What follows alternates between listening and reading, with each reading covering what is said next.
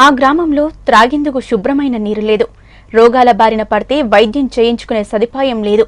గుంతలు పడ్డ రోడ్లు, ప్రమాదపు అంచులు. అక్కడ అన్ని సమస్యలే. ప్రజల కష్టాలు పట్టించుకొని సర్పంచ్ స్వార్థ ప్రయోజనాల్లో మాత్రం ముందుంటాడు. మంచిర్యాల జిల్లా దేవాపూర్ గ్రామ పంచాయతీ సమస్యలపై టీ ఛానల్ స్పెషల్ స్టోరీ.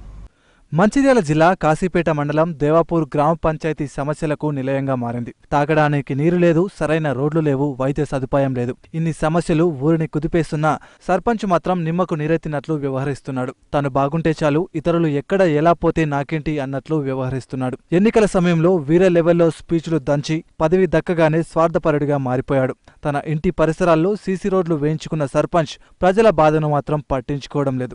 గతంలో ఇదే గ్రామ పంచాయతీకి చెందిన పెద్దాపూర్లో సరైన రోడ్లు, వైద్య సౌకర్యం లేక ఇద్దరు గర్భిణీలు మృత్యువాత పడ్డారు. అయినా సర్పంచ్, ప్రజాప్రతినిధులు, అధికారుల్లో కనీస స్పందన లేదు.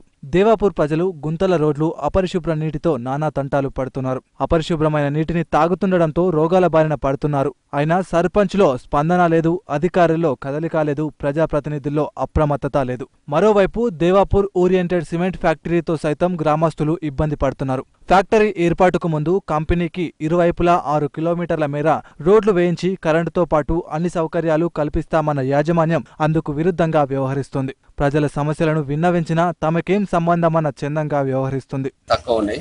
ఇప్పుడు వాసాన్ని చూస్తారంటే ఇప్పుడు ఏందనంటే ఇప్పుడు దేవపూర్ అంటే మెయిన్ రోడ్ నుంచి ఆటో స్టాండ్ నుంచి ఇప్పుడు దేవపూర్ ఊళ్ళకి పోయేందుకు రోడ్ అయితే అధ్వానంగా తయారైంది. వాగు వస్తుంది. చికెన్ సెంటర్ నంబర్లు కూడా పట్టించుకుంటారు.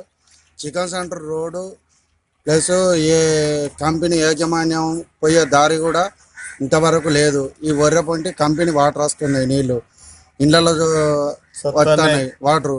ఇంతవరకు మొత్తం ఇటు నుంచి అటు నుంచి వాటర్ వస్తే మొత్తం ఎక్కడో లక్కన ఆగిపోవడం జరుగుతుంది. ఇక్కడ కంపెనీ చేస్తుందని చెప్పేసి గ్రామ పంచాయతీ అంటుంది. గ్రామ పంచాయతీ సర్పంచ్ కూడా ఆయన ఏం పట్టించుకోవడం లేదు. ఎన్నిసార్లు చెప్పినా ఏమో మాకు శ్రద్ధ లేనట్టుగా జరగడం జరుగుతుంది. ఇప్పటి వరకు స్కూల్ పిల్లలు కూడా ఇక్కడ దగ్గర స్కూల్ ఉన్నది. స్కూల్ విషయంలో కూడా ఎప్పుడు ఏం పట్టించుకోవట్లేదు. ఏదైనా కూడా ఇక్కడ గ్రామ పంచాయతీ చూసుకుంటామని చెప్పేసి కంపెనీ నుంచి వెళ్ళి, యాజమాన్యం నుంచి వెళ్ళి డబ్బులు కూడా ఫండ్స్ గ్రామ పంచాయతీకి వస్తున్నాయి, కానీ ఇంతవరకు ఇవ్వడం లేదు. కంపెనీ ఏమని యాజమాన్యం చెప్పిందంటే ఇక్కడికి వెళ్ళి ఒక 6 కిలోమీటర్ల వరకు మా బాధ్యత అని చెప్పింది. ఇంతవరకు ఏ రోడ్డు కూడా వేయించడం లేదు.